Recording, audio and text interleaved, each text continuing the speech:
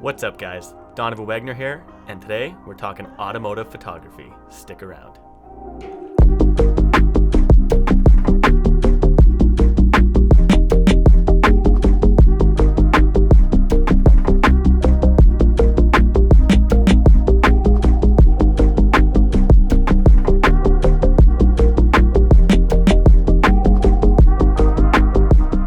So automotive photography is where it all started for me. I went and bought my first Canon Rebel T5, and all I really had to take photos of in the prairies of Canada was our vehicles.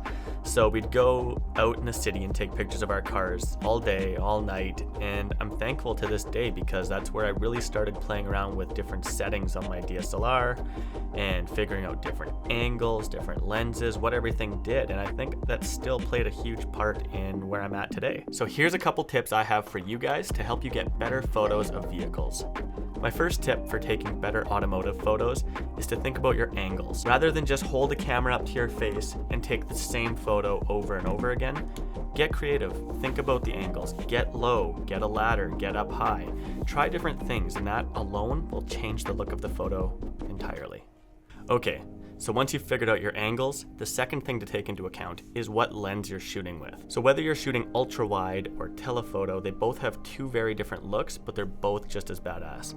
So I prefer to shoot a longer lens. It just has a nicer, smoother look to it. But there's also a cool time and place for shooting ultra wide, whether you're doing rolling shots or maybe it's just a cool scene that you have to get tight into it.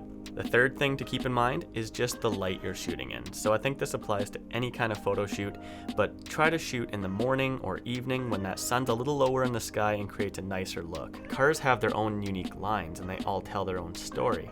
So when the sun is straight above it in the middle of the day making it look flat, it's not doing it any favors. So when that sun is lower in the sky morning and evening, it just makes more interesting shadows and textures, and it really helps the overall look of the whole photo.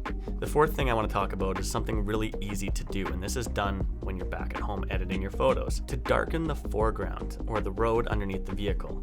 It's just a subtle change, but it really draws the viewer's eye into the vehicle, which is the whole point of the photo. So next time you're out taking automotive photos, try this and see if it helps. My fifth and final tip for you guys if you're interested in automotive photography is to just get out there and do it. Don't worry about buying a rig or trying to buy the nicest lenses or cameras. Honestly, I had the most fun in my life just shooting on a Canon Rebel with a kit lens. It's all about the experience and trying different things, try different settings, and just grow your skills overall. I hope this helps you guys, and if you have any other questions for me, make sure you leave a comment below, and I'll do my best to reach out to you as soon as possible. Thanks again for watching, and make sure you subscribe to our channel. Take care. This series was filmed at the Hiilite Creative Group studio in Kelowna, British Columbia, and is made with the help of our creative team. If you like this video, subscribe to our channel and check us out at hiilite.com.